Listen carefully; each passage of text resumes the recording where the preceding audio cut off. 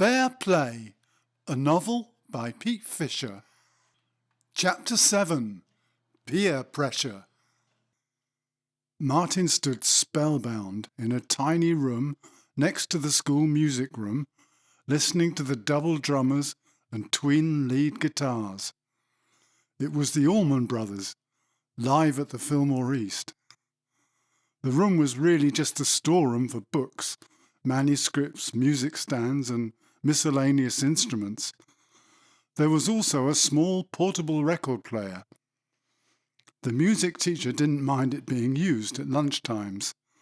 He wasn't too pleased about the illicit tobacco smoke. Rich was in the year below Martin.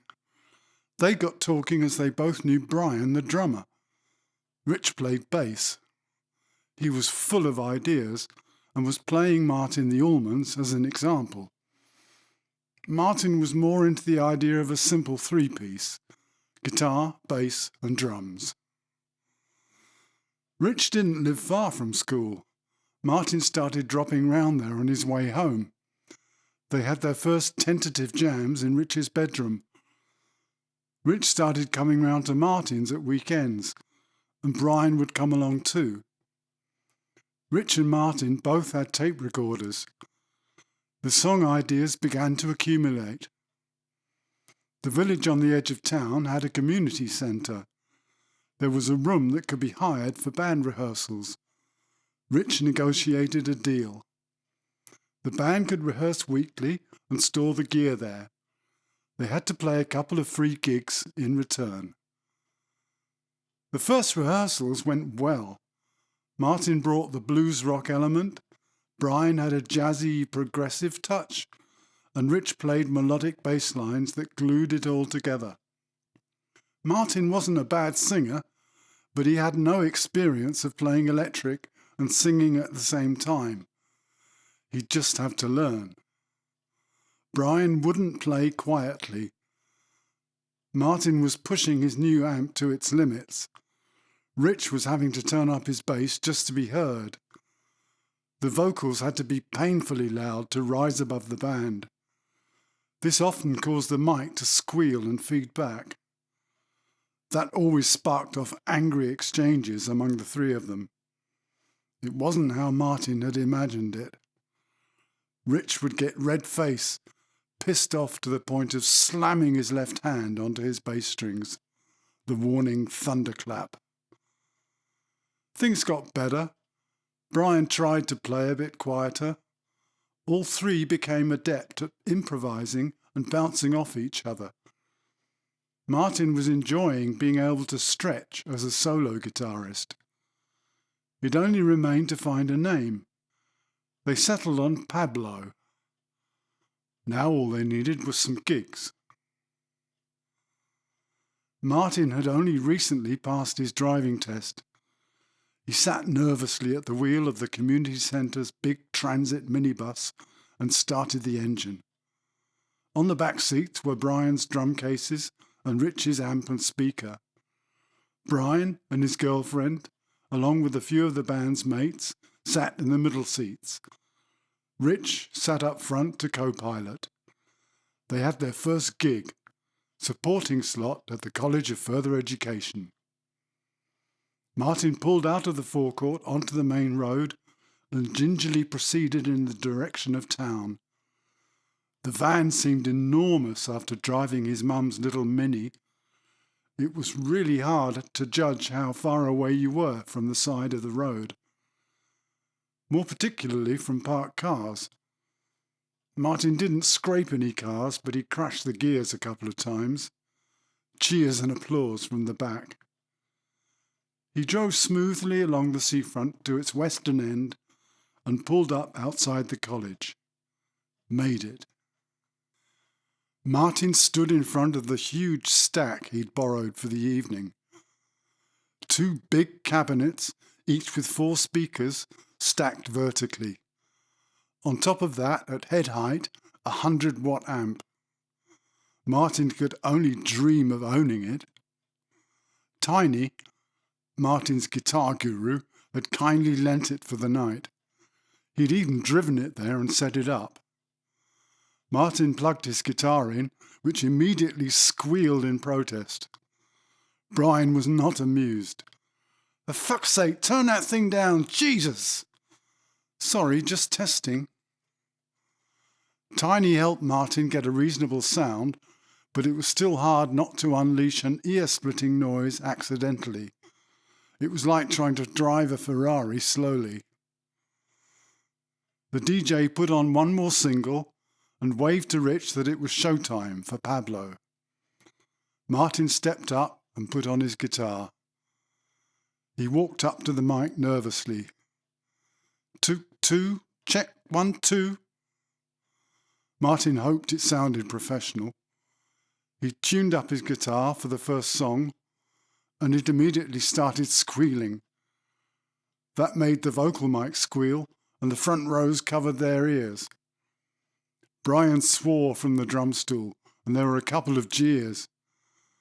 Martin soldiered on. "Hi, we're called Pablo, and this is called Louisiana Blues." They launched into the familiar simple riff. Martin surprised a few people with his raw, bluesy voice. He kept the guitar down and let Brian and Rich drive things along until he'd sung the first 2 verses. Then for the solo he turned up a bit. The sound from Tiny's stack simply cut through everything else like a hot knife through butter. Judging by the way the crowd started moving, Pablo rocked. Martin had been terrified at first, but he got more confident as the set progressed. He fluffed his words a few times and dropped a couple of bum notes. No one seemed to care. They only had half an hour of material. Brian did a drum solo which earned him cheers and applause from the front. They finished with a Chuck Berry song, a fail-safe way to get people moving, and it did.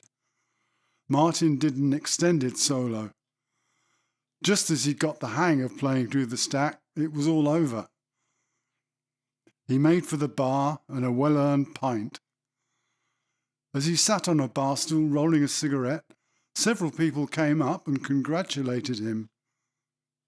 Steve was considered the best drummer around. His band were headlining that night. They were shit hot. "You did well, my son." "Oh, thanks, Steve. First gig. You blokes have a really cool sound. I like the improvising. Touch of cream there." "Really? Wow. I was struggling a bit, not used to all that volume. Tony in our band, he just whacks it up, doesn't give a shit. Only way, mate. We just need to do lots of gigs. Get used to playing in front of people." Martin stood at his first floor bedsit. He was looking out of the dirty wood-framed window over the grubby sink onto the street of terraced houses below. Life had changed. His parents had separated. They'd moved out of the big house with the big garden. At least they'd waited till he'd done his A-levels. Now Martin was sharing one room with his mate Keith. Bath and toilet down the landing, shared with the other upstairs bedsit. He was getting up at 6 a.m, driving a bread van 6 days a week. He did have his own car at last, a green minivan. His tristesse was interrupted by a knock on the door. It was Friday tea time. Must be Cass. Martin had been to school with Cass's older brothers. Over the previous 2 years he'd developed an enormous crush on her.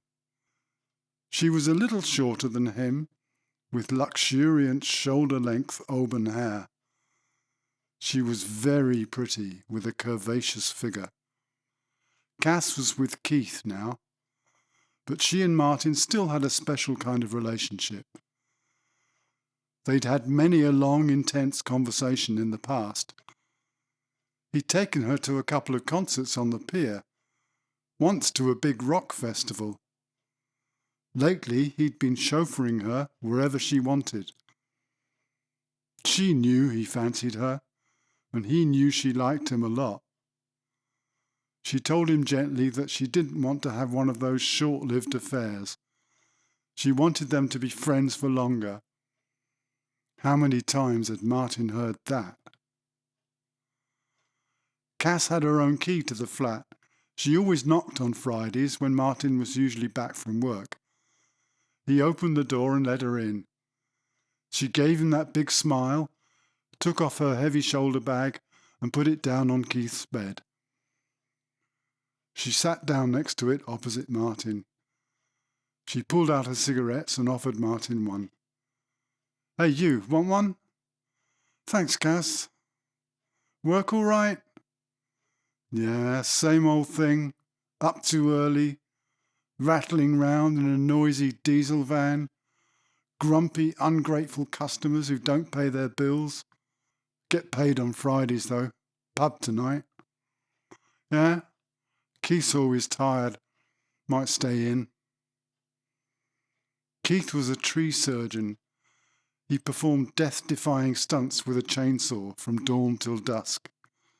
The money was good, but it sounded way too dangerous to Martin.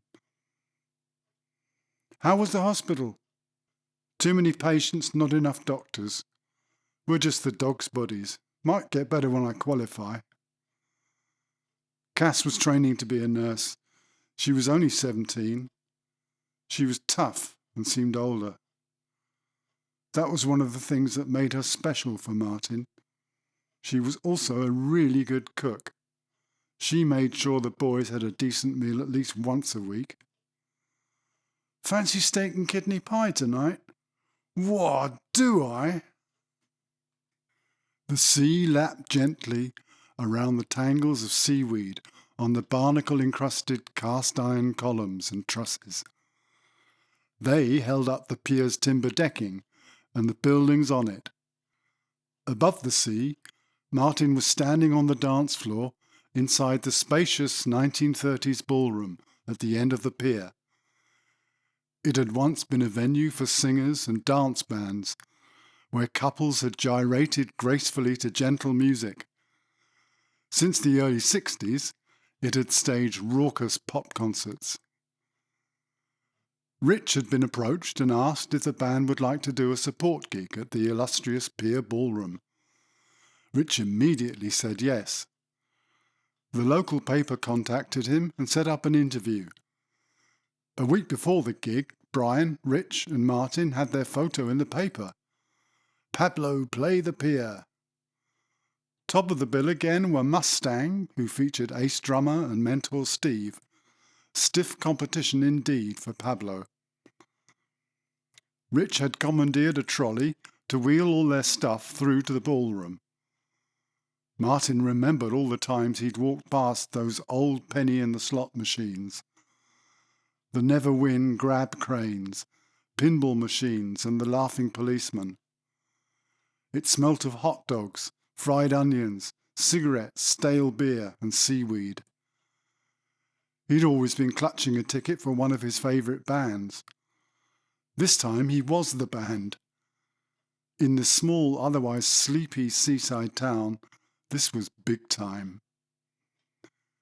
On a good night, around 1,200 people would squeeze into the ballroom. If everyone jumped and danced at once, the wooden floor gave slightly under their weight. In places, between the gaps, you could see the sea below. Pablo sat in the draughty dressing room behind the high wooden stage. They were all drinking tea from the cafe and smoking far too many cigarettes. Steve from Mustang came into the dressing room and said there was time for Pablo to do a quick sound check.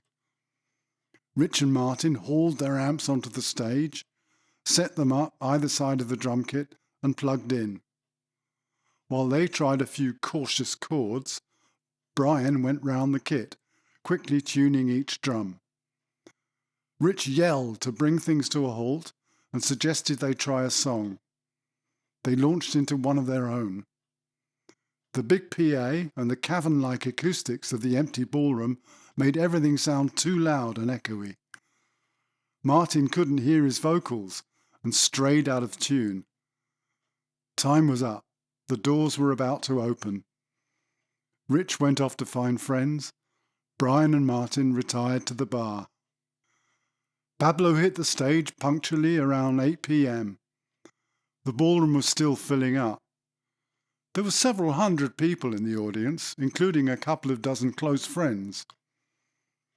Brian was fine, hiding behind the drum kit. He whacked the hell out of it. Rich looked nervous but played well. Martin felt his moves were anything but cool. Singing and playing was still hard, harder than he'd thought. There were no musical disasters, no cigars afterwards either. Cass came up grinning and gave him a hug. "That was great!" "Oh, thanks. Want a drink?" "Yeah, maybe a scotch. Keith's not here."